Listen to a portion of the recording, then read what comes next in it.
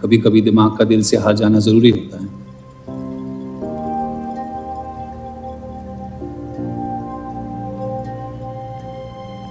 क्या हुआ सरोज? रूप कहाँ है? वो नीचे नहीं आना चाहती।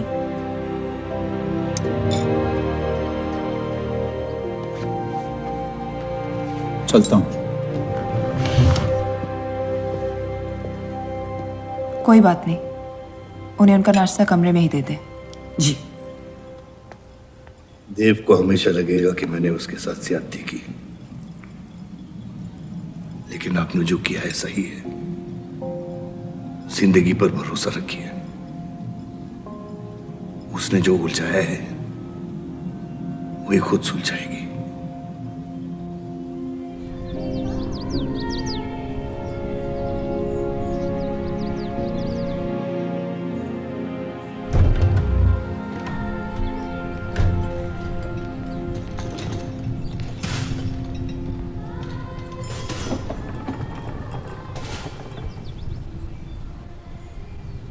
ये आवाज कहाँ से आ रही है?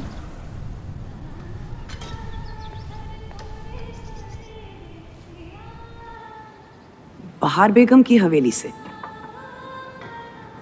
किसी जमाने में हुस्नाबाद की सबसे मशहूर मुजरे वाली हुआ करती थी, लेकिन फिर उन्होंने नाचना छोड़ दिया। अब गाना सिखाती हैं। कहाँ है बहार बेगम की हवेली? हीरा मंडी में, इस शहर का सबसे बदनाम मोहल्ला। उस जगह का सिर्फ नाम लेने से ही लोगों के नाम खराब हो जाते हैं। अरे हम कह रहे हैं आपसे मुंशी साहब, हमारे जफर भाई से अच्छा लोहार पूरे हीरा मंडी में नहीं है। अभी पिछले साल ब्रिटिश आर्मी की तलवारें भी इन्होंने ही तो बनाई थी। ये वही हराम का पिल्ला है ना जफर? वो कहाँ से आए हैं उससे क्या फर्क पड़ता है? आप उनका काम देखिए ना।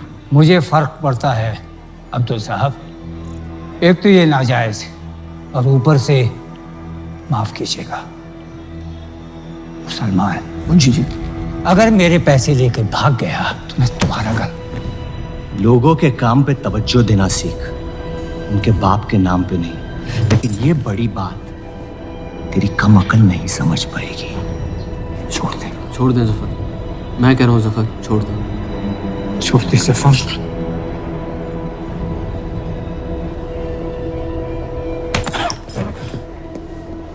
जफर! वो लिहाज तो है नहीं इन लोगों में। अरे एहसान मान हम लोगों का, जो तुझ जैसे हरामियों को अपने मोहल्लों में रहने देते हैं। एक तो ये हमारी वजह से हीरा मंडी में पड़ रहे हैं, और ये क्या कर रहे हैं? कचरा बढ़ा रहे हैं, कचरा।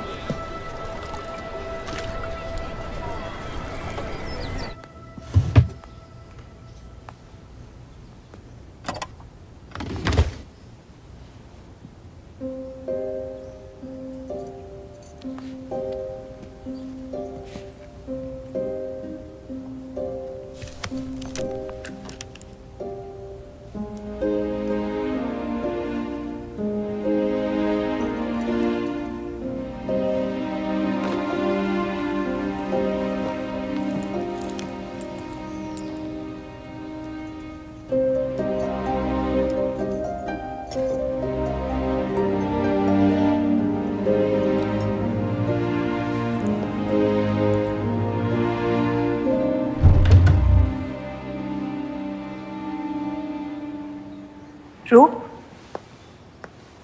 कब तक कैद रहेंगी आप अपने कमरे में?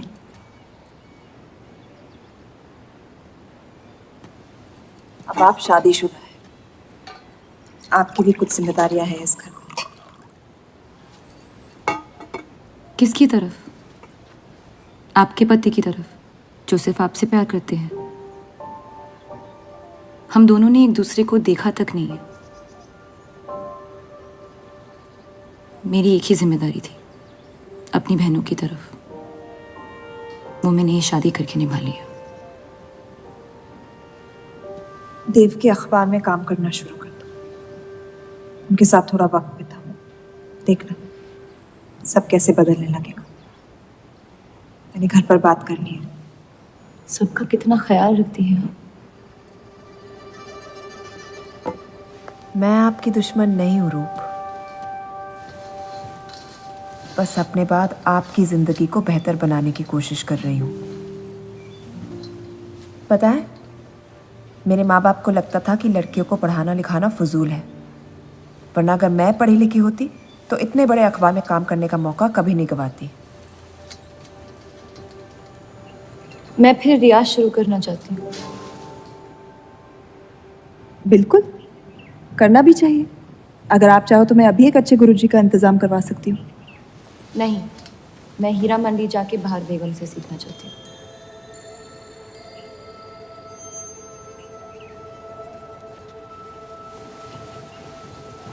कम वक्त में काफी ज्यादा जान गई हैं शहर को आप, पर इस घर के उसूल को नहीं जानती। आप संगीत सीख सकती है मगर हीरा मंडी कभी नहीं जा सकती।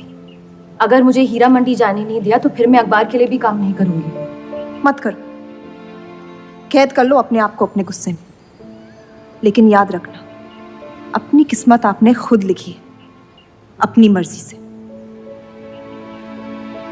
अब यही आपकी जिंदगी है रूप, और जितनी जल्दी आप इस बात को समझ जाएंगी बाकी जिंदगी उतनी जल्दी आसान हो जाएगी। आपका मेरी जिंदगी पे कोई हक नहीं है। आपका है।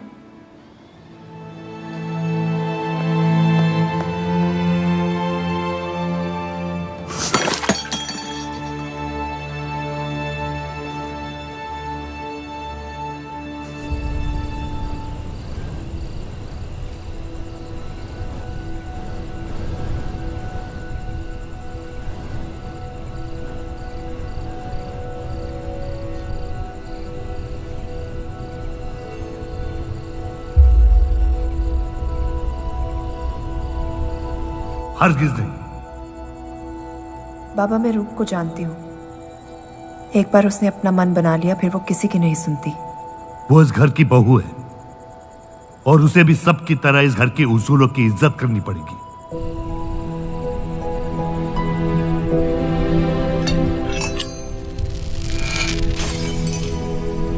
आपके कहने पर हमने उन गलियों की तरफ देखा तक नहीं, लेकिन हम रूप से ये उम्मीद नहीं रख सकते। इससे पहले वो कोई गलत कदम उठा ले, हमें उसे जाने की इजाजत दे देनी चाहिए। और यही एक मौका है देव और रूप को करीब लाने का।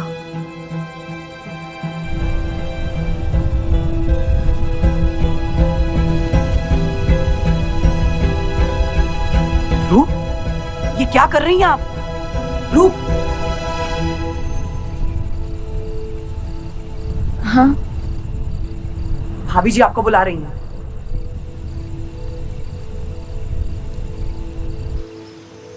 मेरी जिद और उनके उसूल के बीच मेरी जिद जीत गई।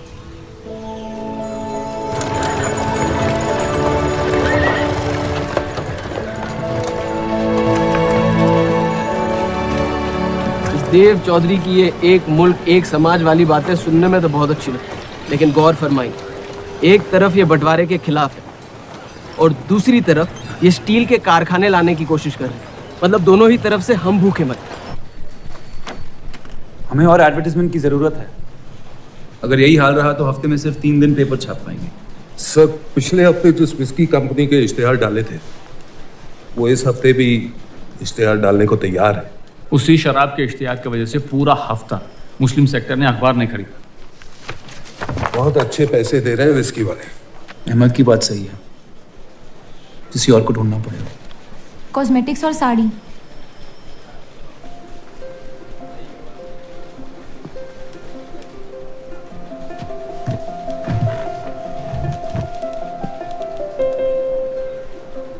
काजल और कपड़ों से तो किसी को एतराज नहीं हो सकता।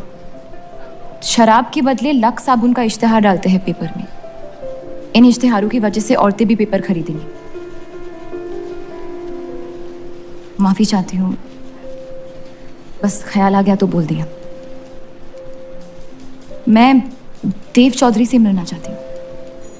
और आप कौन? रूप, उनकी पत्नी।